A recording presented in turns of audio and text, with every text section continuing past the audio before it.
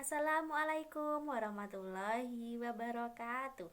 Sugeng enjang putra putri kelas sekawan. Salam sehat, salam wilujeng. Mugi-mugi kita sedaya tansah pinaringan kasarasan lan kawilujengan saking Allah Subhanahu wa taala.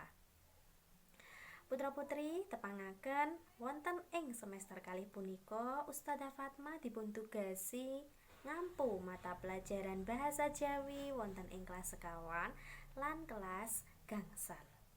Nah, ing wekdal punika punapa putra putri sampun laksanakaken pagi emas, salat duha, maos doa, al-maksurat, asmaul husna, nami-nami surat lan murojaah. Nggih, alhamdulillah sampun nggih. Putra putri, wonten ing semester kalih punika punapa kemawon ingkang badhe kita pelajari? Nah, ing wulangan gangsal menika kita badhe mempelajari babagan pakaryan utawi pekerjaan. Nah, tujuane supaya putra putri bisa nyebutke apa wae jenis-jenis pakaryan lan bisa mangerti tegese lan contone tembung entar. Monggo video Ustadzah dipun simak nggih. Sadurunge sinau diwiwiti, ayo bocah-bocah disiapake dhisik alat tulis, buku tulis, lan buku pakete. Nah, bocah-bocah, apa wis padha ngerti apa pakaryane ayah utawa ibu? Ana sing pegawai swasta lan ana sing pegawai negeri. Jenise pakaryan iku werna-werna. Coba gatekno gambar-gambar ing ngisor iki. Ana dokter, ana guru, ana petani, ana polisi, ana pedagang lan isih akeh liyane. Rasulullah ngajak umate supaya bekerja keras lan mandiri.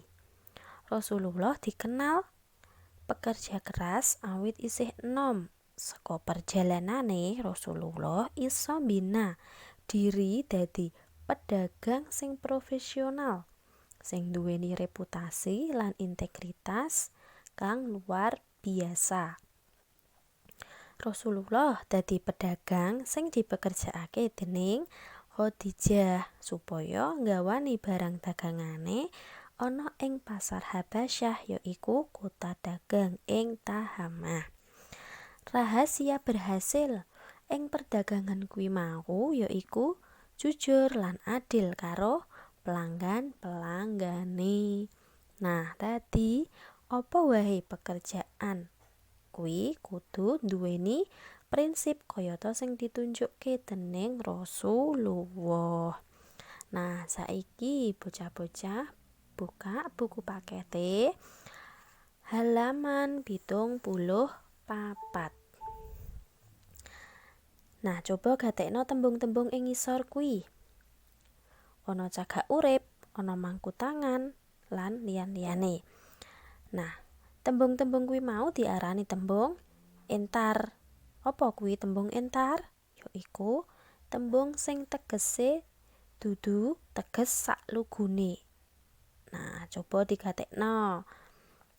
Contoh lan tegese ing ngisor kuwi ya. Contoh tembung entar sing kapisan yaiku cagak urip. Tegese kanggo nyukupi kebutuhan uripe. Sing keloro mangku tangan. Tegese ora gelem nyambut gawe utawa keset. Nah, bocah-bocah aja padha duweni sifat sing keset utawa mangku tangan. Apa meneh ngekep dengkul sing tegese nganggur ora nyambut gawe. Contone nalika diwenehi tugas saka ustad ustadzah dikongkon sinau malah ora digarap tugase, malah ora gelem sinau, malah nganggur. Nah, nanging kayata sing diajarke dening Rasulullah duweni sifat sing kerja keras, sing mandiri, sing tekun. Nggih. Nah, kuwi mau contoh tembung-tembung entar.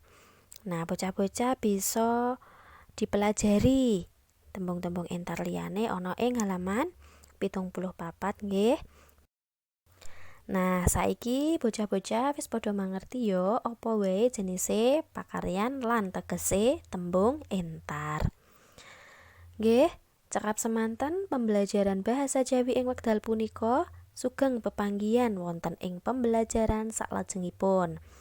Ampun kesupen, jagi kasarasan, jagi jarak, ngagem masker, wijik kanthi sae. Wassalamualaikum warahmatullahi wabarakatuh.